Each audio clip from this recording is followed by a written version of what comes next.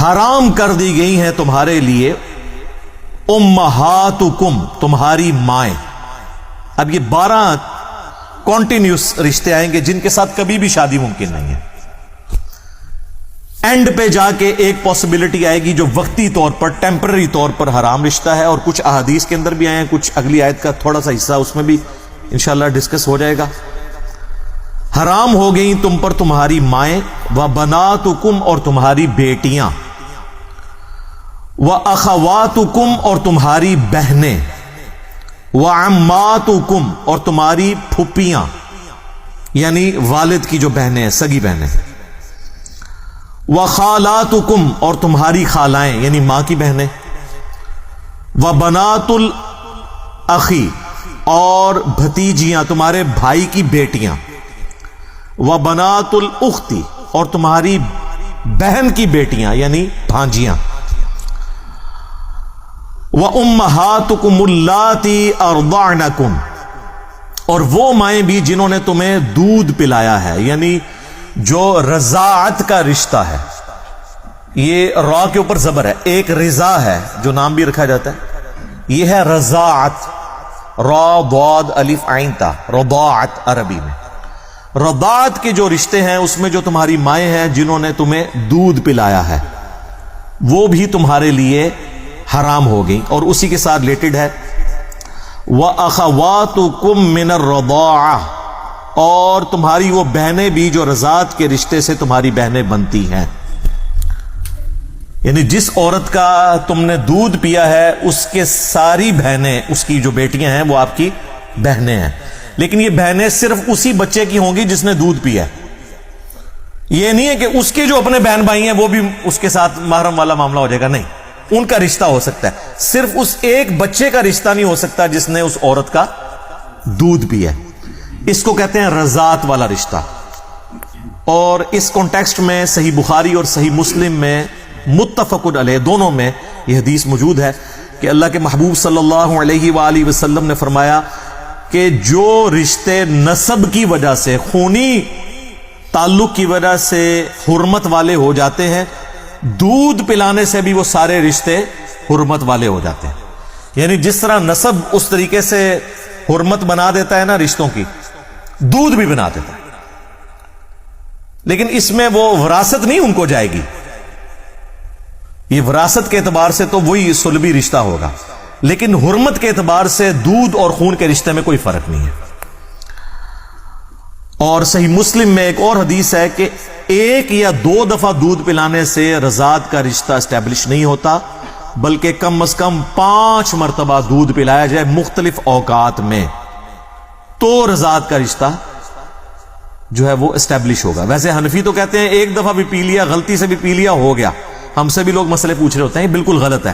صحیح مسلم میں واضح حدیث ہے کہ کم از کم 5 دفعہ مختلف اوقات میں. 1 دفعہ تو ذاتی طور پہ بھی ہو سکتا ہے، تو یہ تو نہیں کہ اب اس کی سزا اولاد کو آگے ملے. 5 دفعہ مختلف اوقات میں. اہل تشیع کے ہاں بھی یہی ہے کہ 1-2 دفعہ سے نہیں ہوگا، بلکہ نمبر آف ٹائم، اور یعنی اس طریقے سے پلایا جائے کہ اس کا پیٹ بھر جائے. 5 مواقع کے اوپر کم از کم صحیح مسلم میں حدیث موجود ہے. اور اسی کانٹیکسٹ میں ایک اور حدیث ہے صحیح بخاری اور صحیح مسلم میں کہ نبی صلی اللہ علیہ وآلہ وسلم نے فرمایا کہ رضاعت کا رشتہ بھوک کی عمر تک اسٹیبلش ہوگا، اور وہ 2 سال ہے. اس حدیث میں آیا. اور ویسے الگ سے سورۃ البقرہ میں بھی آیا کہ 2 سال ہے دودھ چھڑانے کی مدت. 2 سال کے بعد اگر کوئی کسی کا دودھ پی لیتا ہے بچہ، 2.5 سال کا بچہ یا کوئی بڑی عمر کا نوجوان بھی، یہ بڑی عمر کی رضاعت بھی لوگ پوچھ رہے ہوتے ہیں نا.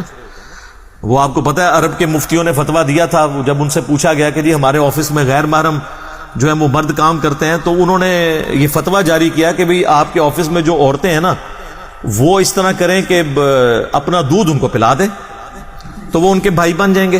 وہ مطلب یہ نہیں کہ ڈائریکٹ پلانا، یعنی وہ کسی برتن میں نکالیں دودھ کو اور وہ پی لیں 5 موقع کے اوپر، تو وہ ان کے بھائی بن جائیں گے، تو مسئلہ ختم ہو جائے گا. اور اگر کسی کا دودھ نہیں ہے تو وہ ٹیکا لگوا لے، ٹیکا لگوانے سے بھی دودھ اتر آتا ہے نا، تو اس سے بھی. تو حالانکہ وہ تو اب 2 سال کی عمر تو کراس کر چکے ہیں، 2 سال کے بعد رضاعت کا رشتہ اسٹیبلش ہی نہیں ہوتا. اور ان کا بھی کیا قصور ہے؟ یہ تو امام ابن تیمیہ کا بھی یہی موقف ہے تو وہ پرانے بزرگوں کو لے کے چل رہے ہیں. کاش انہوں نے یہ حدیث پڑھ لی ہوتی اور بخاری اور مسلم دونوں میں جو تھی کہ بھوک کی عمر تک, اور وہ نبی اسلام نے فرمایا کہ 2 سال تک, اس کے بعد رضاعت کا رشتہ اسٹیبلش نہیں ہوگا. اور سورۃ البقرہ میں بھی 2 سال آئے.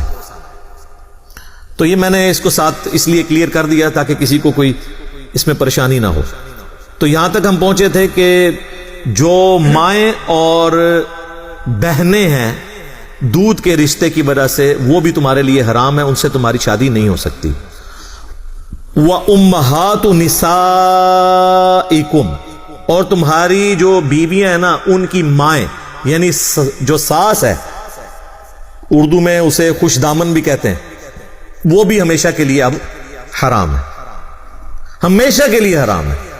یعنی اگر آپ کا رشتہ کسی لڑکی کے ساتھ ہوا, نکاح رخصتی سے پہلے ہی طلاق ہو گئی, تو وہ جو لڑکی تھی اس کی ماں ہمیشہ کے لیے حرام ہے. یعنی کل کو اگر بیوہ ہوتی ہے تو اس سے آپ شادی کبھی بھی نہیں کر سکتے. اس میں رخصتی شرط نہیں ہے اور صحبت اختیار کرنا شرط نہیں ہے. یہ میں اس لیے قید بتا رہا ہوں کہ آگے ایک معاملے میں یہ قید اللہ تعالیٰ نے لگائی ہے کہ اگر رخصتی نہ ہوئی ہو تو وہ ایک اور کیس ہے, وہ آگے آ رہا ہے. وَرَبَائِبُكُمُ اللَّاتِي فِي حُجُورِكُم مِّن نِّسَائِكُمْ, اور تمہاری بیویوں کی وہ بیٹیاں جو تمہارے پاس پرورش پا رہی ہیں. یعنی کسی شخص نے ایسی عورت سے شادی کی کہ اس کے پہلے خامن سے بھی کوئی بیٹیاں تھیں. اب جیسے ہی اس نے آپ کے ساتھ شادی کی تو ان بیٹیوں کے آپ آٹومیٹکلی باپ بن گئے. لیکن یہاں پر وہ قید لگا دی کہ اگر نکاح صرف ہوا تھا نا اور خلوت صحیحہ نہیں ہوئی تھی, ایک دوسرے کو چھوا نہیں تھا, تو اس سے پہلے ہی طلاق ہو گئی, تو اب وہ حرمت والا معاملہ نہیں ہوگا, وہ ساتھ ذکر آ رہا ہے. فی حجورکم من نسائکم اللاتی دخلتم بہن, جن سے تم صحبت کر چکے ہو. فإن لم تکونوا دخلتم بہن, اگر تم نے ان کے ساتھ صحبت نہیں کی, فلا جناح علیکم, پھر نکاح کرنے میں حرج نہیں ہے. یعنی کسی عورت کے ساتھ آپ کا رشتہ ہوا, ابھی رخصتی نہیں ہوئی تھی اور پھر وہ طلاق ہو گئی, تو اس کی جو بیٹیاں تھیں پہلے خامن سے, وہ آپ کے لیے حرام نہیں ہوئی. ونس آپ نے ایک دوسرے کو ٹچ کر لیا, اب وہ عورتیں بھی آپ کے لیے جو اس کی بیٹیاں تھیں وہ محرم ہو گئیں. اب یہ لادہ بات ہے کہ وہ ہو تو جاتی ہیں, لیکن یہاں پہ ہمارے پاس اس طرح کے کیسز آتے رہتے ہیں, عوام الناس کے بھی اور علماء کرام کے بھی, کہ وہ کیا کر رہے ہیں امت کے ساتھ. یہ ایک الگ سے ٹاپک ہے, میں اب وہ اس کو اس طرف نہیں جا کے بات کرنا چاہتا, اشارتاً کر رہا ہوں. وَحَلَائِلُ أَبْنَائِكُمُ الَّذِينَ مِنْ أَصْلَابِكُمْ, اور تمہارے بیٹے جو تمہارے صلب سے پیدا ہوئے ہیں, تمہارے خونی رشتے سے, ان کی بیویاں بھی تم پر ہمیشہ کے لیے حرام. وہ ہمیشہ کے لیے, یعنی بہو بھی ہمیشہ کے لیے سسر کے لیے حرام ہو گئی. تو لہذا اب یہ جتنے حرمت والے رشتے ہیں نا, ان میں اب پردہ وہی ہوگا جو گھر کے اندر ایک بہن بھائی کا پردہ ہوتا ہے. چہرے کے نقاب والا معاملہ اس میں نہیں ہوگا, الا یہ کہ جہاں پر فتنے کا اندیشہ ہو, وہ الگ بات. یہ وہ 12 رشتے تھے جو ہمیشہ کے لیے حرام ہیں.